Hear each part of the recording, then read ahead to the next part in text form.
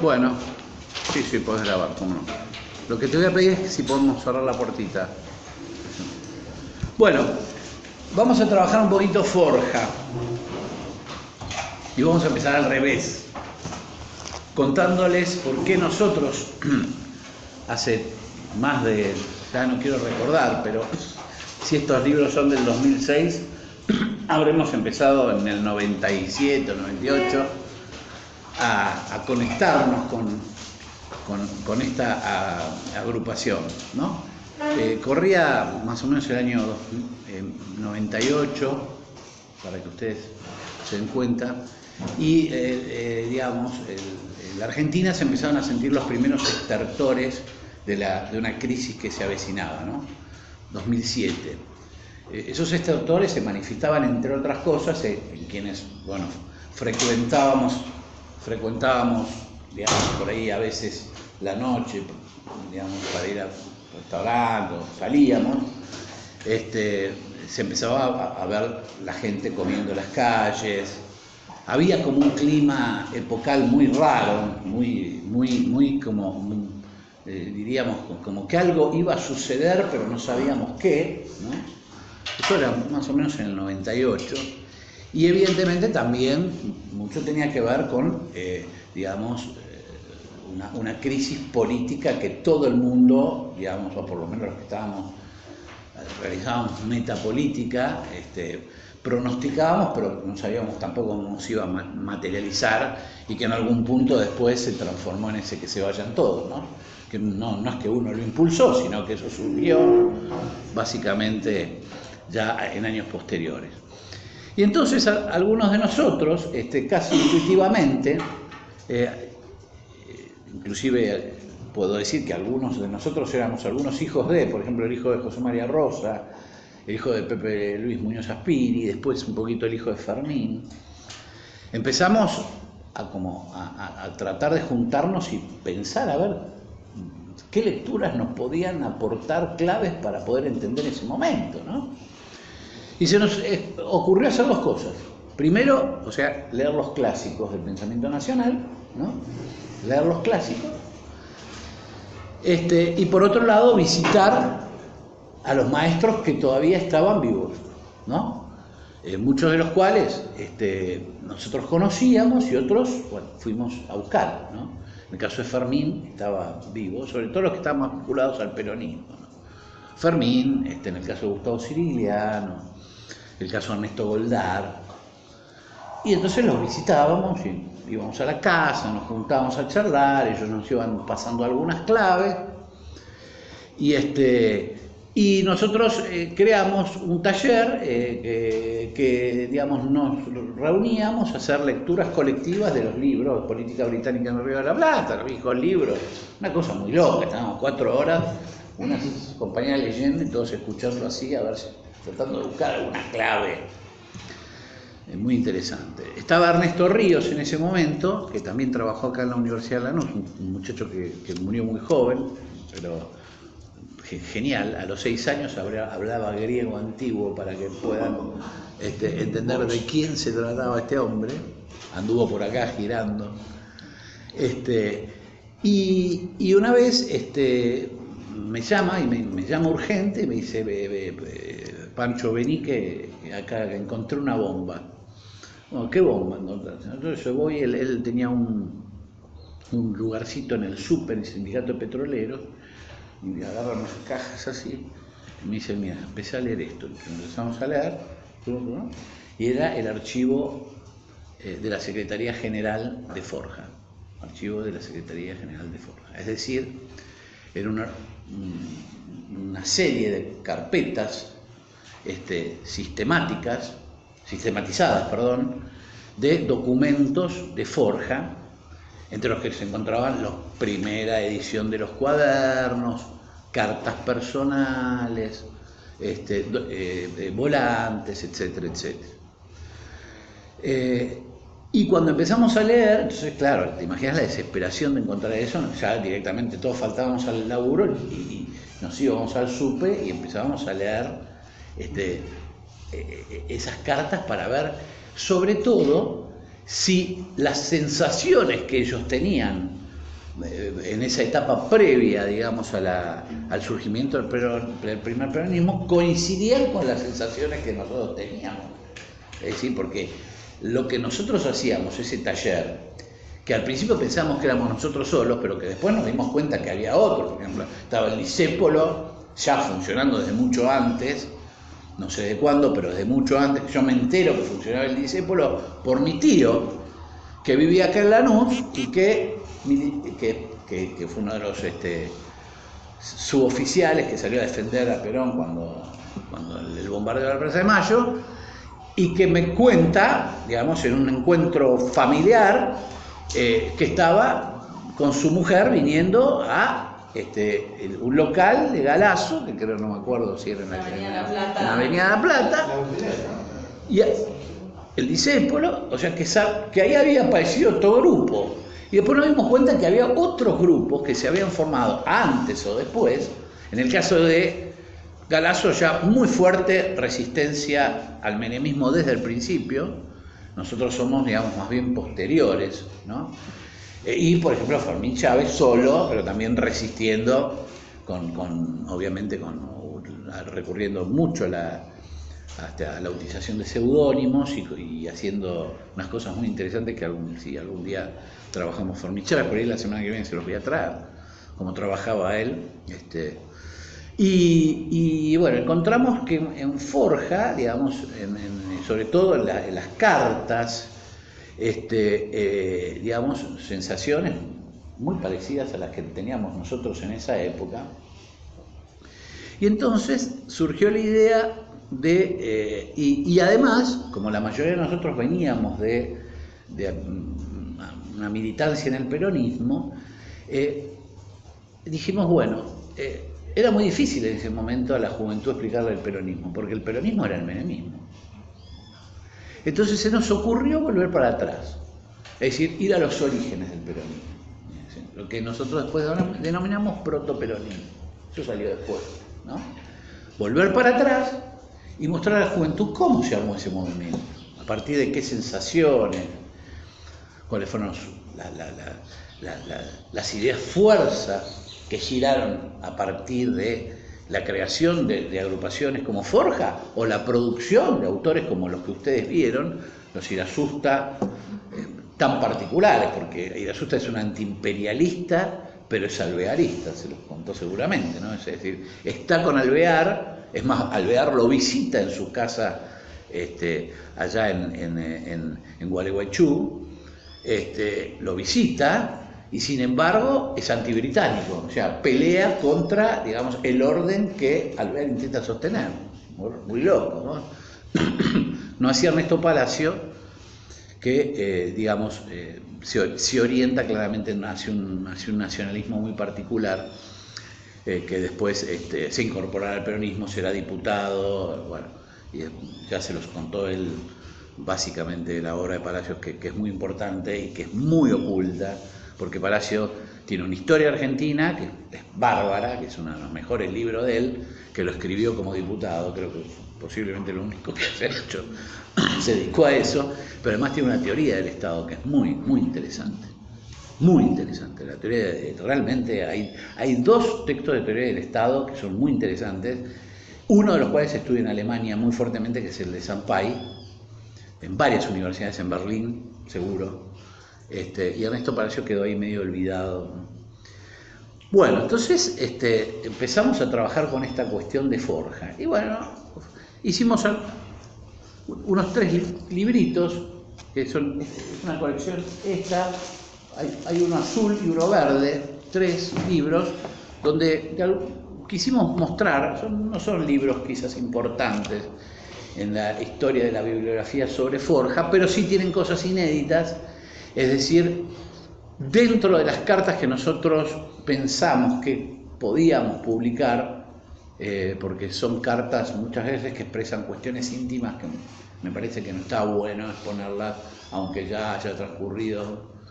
Nos pareció que era importante mostrar algunas cuestiones que tenían que ver con las tensiones internas hacia Forja, porque en general cuando uno lee la historia de Forja en las distintas fuentes, por ejemplo, la de Sena, que es el libro, digamos, la gran obra sobre Forja. Yo no lo traje, pero lo tengo. Sena es la primera gran obra que se realiza sobre Forja. Después está la obra de Galasso. Galasso publica, digamos, más allá de las biografías, publica libros como estos, que son casi tan importantes. Por ejemplo, el testimonio de Manuel Ortiz Pereira, ¿no? Que, digamos, Manuel Ortiz Pereira era un desconocido. Posiblemente nosotros hayamos redescubierto a Manuel Ortiz Pereira antes que conseguir los libros, que los conseguimos todos, ese es Mi Patria, por nuestra organización económica, gracias a, digamos, la enunciación de su nombre que aparece en algunas cartitas y este libro, ¿no? Que es el de Galasso, y otro de Galasso es Raúl Scalabrini y la penetración inglesa, ¿no? Que son libros que yo los recomiendo porque creo que Galasso, ya de los años 70, a pesar de los conflictos que tuvo con la familia Scalabrini Ortiz, me da la impresión de que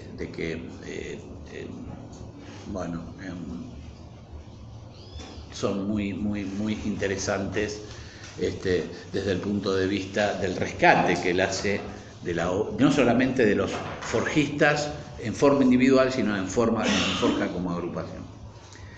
Entonces empezamos a hacer esa serie de trabajos, muestras. Yo después les voy a mostrar los afiches, las estrategias. Yo las tengo por acá, es una pelota que están, pero después se las voy a mostrar. Y nos pareció también muy interesante la ausencia de Forja. La ausencia de Forja. Es decir, Forja es una agrupación que está ausente en gran parte de la historiografía argentina. Está ausente. Y está ausente cuando fue muy importante, porque cuando nosotros empezamos a leer los cuadernos y además a establecer el sistema, a poder determinar a través de las cartas el sistema de relaciones entre los forjistas y los principales actores de la época, llámese desde Bosch y Estrada, que, digamos, encabezan el levantamiento, sobre todo Bosch, el Paso de los Libres, pero de Estrada, que después va a ser compañero muy fuerte de Perón, a partir de quien van a llegar los primeros cuadernos de Forja, el mayor de Estrada, empezar a ver, digamos, todo un sistema de relaciones y toda una estrategia que tuvo Forja, que claro, desde el punto de vista político-electoral, Forja fue un desastre. Es decir, fue un fracaso absoluto. Es decir, ninguno de los objetivos que se planteó desde el inicio, que eran nacionalizar el radicalismo, cosa que Scalabrini lo advirtió desde un primer momento. Esta es una tarea imposible. Es decir, el primero que sostiene que es imposible renacionalizar al radicalismo es Scalabrini, y en las cartas, sobre todo del 43, 44 y 45, donde Jauretche vuelve a insistir con la estrategia, digamos, de Sabatini, tanto como para candidato a presidente, tanto para construir una hipotética fórmula con Perón. Scalabrini, muy enojado, lo van a ver en estos textos, dice otra vez esta rosca que no sirve para nada, etc. Inclusive también hay una cierta desconfianza de Scalabrini Ortiz respecto a las figuras del GOB y sobre todo la de Perón, al principio, ¿no? Después eso va a cambiar, como es natural que cambie. Bueno, la experiencia nuestra con Forja entonces fue esa, fue un descubrimiento, nos pasó, y un descubrimiento que además totalmente paracadémico o extraacadémico, digamos. Nosotros construimos una muestra, la fuimos llevando por distintos lados, que se llamó Forja 70 años de pensamiento nacional, 2005. Hicimos además algún que otro documental de Mansi. Contribuimos, digamos, a la elaboración del guión de Mansi, porque el director, cuando nos viene a ver, quería hacer la película sobre Mansi tanguero, y cuando ve las cartas, ve la participación de Mansi en Forja, cambia absolutamente del guión, y si ve la película de Mansi, que se llama Mansi, un poeta, no me acuerdo ahora el nombre, se nota mucho esa vocación política extraordinaria que tenía Mansi. Bueno, entonces fuentes para leer Forja. El primer libro es el de Sena. El de Sena es extraordinario, es decir, Sena hace un laburo espectacular. Los libros de Galasso, y obviamente el que yo les traje, el de Jauretche, Forja y la década infame, ¿no? Que es también un texto que me parece que está muy bueno que ustedes lo lean. O sea que yo la bibliografía, digamos, que le voy a recomendar, porque el de Sena son 2 tomos grandes que no van a llegar a poder leerlos, pero sí pueden, Forja y la década infame, con lo cual lo vamos a dejar para fotocopiar, igual que estos 2, ¿no? Los 2 de Galasso, y uno que se llama Generación Argentina de 1940, Grandeza y Frustración, de Juan W. Wally, que yo insistí mucho en este libro porque me parece que Wally es el único autor en la Argentina que se da cuenta que, digamos, previo a la aparición a la vida política de la Argentina, del peronismo, hay una revolución cultural. Es el primero que la ve. Es decir, es el hombre que con más precisión y claridad descubre cuáles son los elementos, cuáles son los principios germinales, las ideas fuerza que circulan en la época previa al primer peronismo. Y él lo va a enunciar en este libro, que también es muy loco lo que pasa con el pensamiento nacional latinoamericano, porque este libro estaba, yo lo encuentro de casualidad, en un hipervínculo, porque estamos hablando de Internet de hace 10, 12 años, ¿no? Imagínense, entrar a Internet ya estabas 1 hora más o menos, hacía un ruidito el teléfono, hasta que enganchaba, tardaba 1 hora, bueno. Y entonces Wally, que es un hombre realmente extraordinario, él, oriundo de Balcarce, él hace un libro, un texto que lo publica en una página de una señora que se llamaba Fraboschi, de apellido, y yo me encuentro este texto y bla, bla, bla, bla. Y digo, esta es la clave, Entonces, estoy como 1 año y medio para comunicarme con este hombre. ¿Quién es Wally? Busquen a Wally. Para colmo, en esa época había un libro que decía busquen a Wally. Buscando a Wally, encontramos a Wally. Logramos conectarnos por vía correo electrónico, luego volvemos a correr por vía telefónica. Y yo le dije a Wally, mire, usted tiene que publicar este libro, porque la verdad que a mí me parece muy importante, etcétera, etcétera, etcétera. Y él no me creyó, y entonces yo le empecé a dar a mis estudiantes de la Facultad de Ciencias Sociales el teléfono de Wally para que lo llamaran y lo entrevistaran. Claro, cuando entraron a llevarlo a Buenos Aires para entrevistarlo, que cuánto, claro, un día me llama y me dice, ¿pero a usted le parece que es importante este libro? Sí, me parece que es muy importante. Wally, calculen que no es un hombre que viene del peronismo, más bien del nacionalismo católico, ¿no? Para ubicarlo. Pero es un tipo extraordinario, escribió un libro sobre... Es un marechaliano, vamos a ponerlo. Marechal, ya uno podría hablar del marechalianismo, digamos, ¿no? Bueno, y entonces él dice que para poder entender, digamos, a todos los pensadores de esa época, digamos, hay que tener en cuenta algunas ideas fuerzas que yo se las voy a enunciar para que puedan más o menos ubicarse. La primera, dice... él la llama el estatismo, pero en realidad dice la valoración del Estado, digamos, ¿no? Es decir, el liberalismo, que de alguna manera se había propagado, digamos, acríticamente, no solamente en Argentina, sino en el resto de América Latina, como ustedes saben, tiene una mirada absolutamente despectiva dentro del Estado. En definitiva, el Estado tiene la función de ordenar las pasiones humanas, ¿no?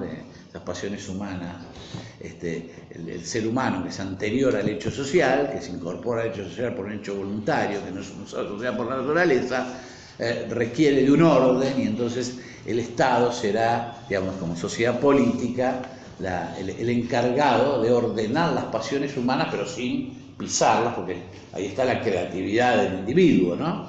Entonces, ese individualismo filosófico había creado, digamos, una serie una mirada en general en las élites argentinas despectivas hacia el Estado, ¿no?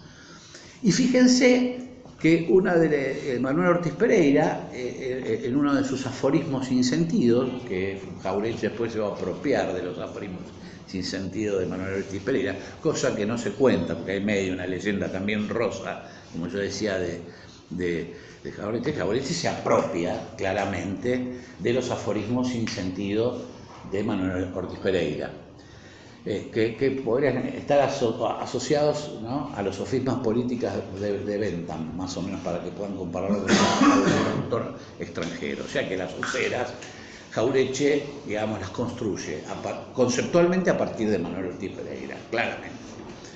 Y después el nombre a través del libro de Gabriel Correa, que yo no sé si lo traje el otro día, se los traje el otro día, Las Useras, a ese le chorea el nombre. Entonces con los dos elementos construye un gran libro, que es el Manual de las Argentinas, porque digamos, el libro que escribe Manuel Ortiz Pereira se anticipa al tiempo. Es un libro que escribe en el año 28, 29, y en esa época no hubo una comprensión de lo que significaba. Pero uno de las principales aforismos sin sentido de Manuel Ortiz Pereira era: el Estado es mal administrador. O sea, la soncera, el Estado es mal administrador en sí, ¿no? Entonces había una mirada. Pero claro, todo este periodo, 20, 30, 40, es el gran surgimiento de los estados. En Europa, los grandes estados a partir de, bueno, del nacionalismo expansivos. En el bloque comunista, los megaestados comunistas, y Estados Unidos, New Deal. Con lo cual, digamos, esta valoración del Estado no es un fenómeno estrictamente argentino, sino también es un cambio a nivel mundial de mirada respecto a la importancia que el Estado no tiene no solamente como regulador de las pasiones humanas, sino también como interventor en las cuestiones económicas, políticas, educativas, etcétera, etcétera, etcétera. O sea que esto es el primer, ¿no?, digamos, elemento. Después el industrialismo.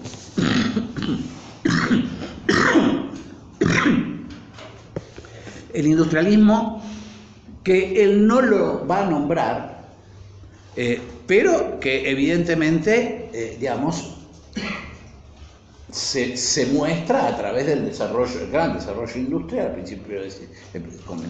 a comienzos del siglo XX, de un gran desarrollo industrial, sobre todo, obviamente, a partir de las revoluciones industriales, primera y segunda, pero en la Argentina él no lo nombra, no lo detecta, va a tener mucho que ver con la, digamos, el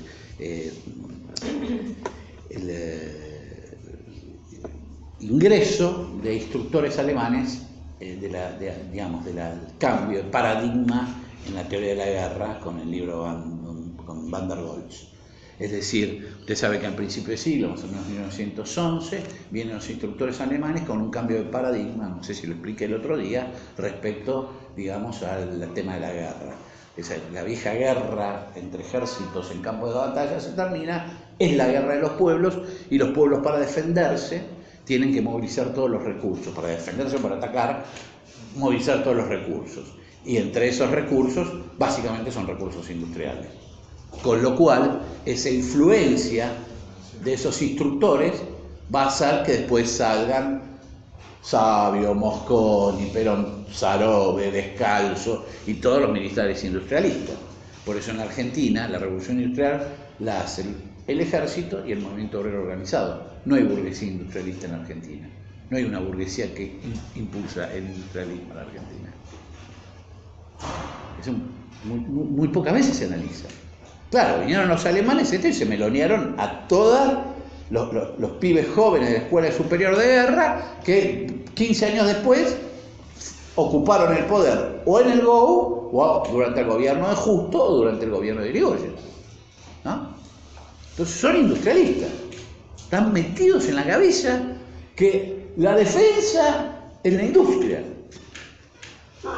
Es loquísimo, él no lo nombra acá, él lo muestra como un fenómeno más bien internacional que tiene que ver con las revoluciones industriales, pero en la Argentina en particular es muy importante ver ese proceso para entender, digamos, no solamente a Perón, sino a Pistarini, a todo, ¿no? Se vuelven locos, son tipos que, viste, petróleo, industria pesada. Calculen nada más que en el primer plan quinquenal en la Argentina se hacen todos los aeropuertos del país. Todos los aeropuertos del país se hacen en menos de 5 años. Y 6 represas de las grandes del país. Es una voracidad, ¿viste?, por la producción, la industria, la construcción, que es del ejército, con un movimiento obrero organizado que están aliados, ¿no? Obviamente va a aparecer el nacionalismo económico, del que van a participar, digamos, en cierto sentido, desde los agraristas nacionales como Manuel Ortiz Pereira, ¿no?, que sin romper con el orden establecido de la Argentina agroexportadora va a plantear un sistema de distribución de tierras que convierta a la Argentina, digamos, en un país exportador, pero con una base de distribución amplia, ¿no? Hasta los industrialistas, ¿no? Y entonces el nacionalismo económico, digamos, también va a jugar, ¿no? Va a jugar muy fuerte en esa época, previa al surgimiento del primer peronismo. Después, otro elemento que él va a... el nacionalismo cultural, y ahí es donde... Bueno, yo, sinceramente, quiero decirles que, digamos, el periodo entre el 20 y 40 es un periodo de revalorización de la cultura hispano-criolla, ¿no? Precursores, obviamente, Rojas y Gálvez, ¿no? Lugones. Va a aparecer un Carlos Astrada con el mito gaucho, que es un librazo. Va a aparecer Saúl Taborda con la argentinidad preexistente. Va a haber bueno, Leopoldo Marechal, digamos, toda una impugnación a lo que ellos veían como anglofilia y francofilia de las élites dirigentes, así, anglofilia y francofilia, ¿no? Y ahí aparecen los Ernesto Palacio, Escalabrini Ortiz, Jaureche, Dole, etc., en el campo de la literatura política, pero les voy a nombrar los artistas. Quinquela Martín, Benito Quinquela Martín, empieza a pintar obreros y estibadores. ¿Se imaginan el escándalo en la época? Donde la oligarquía tenía cuadros de los grandes, traía los grandes, compraba los mejores cuadros de Europa, pintaba las grandes mansiones, etcétera, y un tipo pintando unos morochos bajando del puerto, ¿no? Estaban anticipándose al sujeto histórico que iba a protagonizar el 45. La cultura anticipa. No para los marxistas. Justamente por eso fracasa el marxismo en Argentina, porque creen que la cultura es parte de la superestructura opresiva. En cambio, los nacionales se dan cuenta que la cultura popular es liberadora. Es el gran fracaso del marxismo. Es decir, cuando Fermín te dice, mire, Pestana, digamos, ustedes siempre, los pensadores nacionales, si se van a meter en este lío que los va a condenar, como él recomendaba que no nos metiéramos, ¿no? Era muy buen tipo. Decía, ustedes tienen que mirar siempre lo que hacen las generaciones, bueno, qué pintan, qué cantan, ¿no? Y a partir de ahí, eso, porque ellos, con sus obras, están anticipando lo que piensan hacer. Ellos son los únicos que pueden anticipar lo que piensan hacer. Porque la cultura popular en los países de la periferia es lo único libre, el único espacio de libertad que hay. La gran enseñanza de San Fermín, y tenía razón, después le voy a contar un loco divino, pero bueno, generalmente o lo veían como cristiano, facho, peronista, todas, le colgaron todos los San Benito posible, ¿no? Pero fíjense de qué cosas estamos hablando en cultura, ¿no? Y Molina Campos, pintando al gaucho, llenando de gauchos las pulperías, ¿no? ¿No? Gardel, Corsini, Magaldi, Quiroga en el tango, ¿no? Canaro, Contursi, todo en la misma época, están todos viviendo, todos laburando juntos. Discépolo, Armando, los dos, en el teatro, ¿no? Bacareza, Eichelbaum, en el folclore, Carrizo, de la Vega. Después vamos a ver a otros más, sobre todo los que tienen mucho que ver con el tema literario, pero ahí va a estar Borges, Marechal, Junque, Elías Castelnuovo, Armando Casella, Oliverio Girondo, Jorge Luis Borges, Lanuza, Conrado Nalek Roxlo, Emilio Petoruti, Sul Solá, todo de la misma época, están todos viviendo acá. O sea, tenías el equipo de primera en cultura, ¿no? Nunca más en Argentina se repitió la coexistencia de tanta gente extraordinaria en términos de cultura. Nunca más. Es decir, ¿por qué se dio esa situación? Roberto Arlt. Bueno, Roberto Arlt, Barletta, te puedo nombrar más, lo que se le dio fue, bueno, el grupo Boedo, Paz Aldúa, bueno, a ver, tantos y tantas,